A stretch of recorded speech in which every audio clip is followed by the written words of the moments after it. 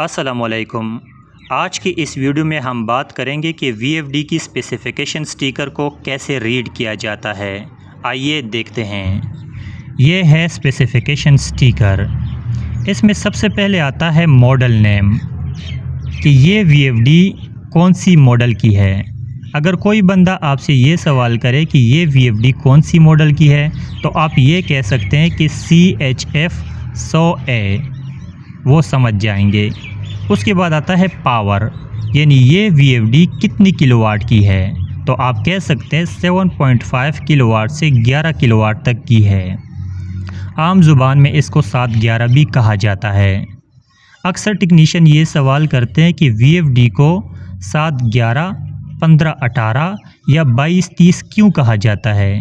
दरअसल ये इसलिए कहा जाता है कि इस VFD को आप 7.5 किलोवाट की VFD भी कह सकते हैं, 9 किलोवाट की VFD भी कह सकते हैं, 11 किलोवाट की VFD भी कह सकते हैं।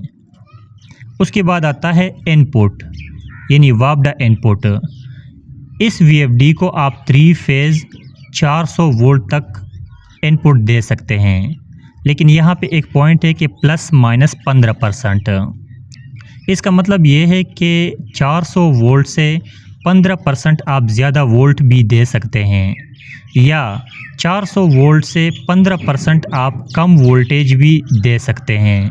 इस इन्वर्टर को कोई इशू नहीं होगी। 20 से लेकर 26 एम्पेयर तक इनपुट दे सकते हैं। 47 से लेकर 63 फ्रीक्वेंसी तक आप दे सकते हैं।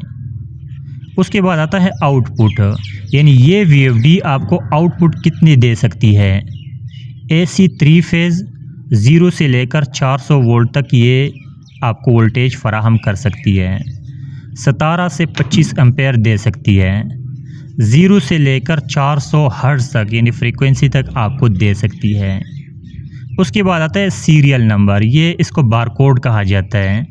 इसको स्कैन करके आप ऑनलाइन चेक कर सकते हैं कि वाकई ये मॉडल जो है ये वाला मॉडल है, या ये VFD आपकी इतनी किलोवाट की है, या ये वाली VFD IP20 है। ठीक है, इससे आप ऑनलाइन चेक कर सकते हैं।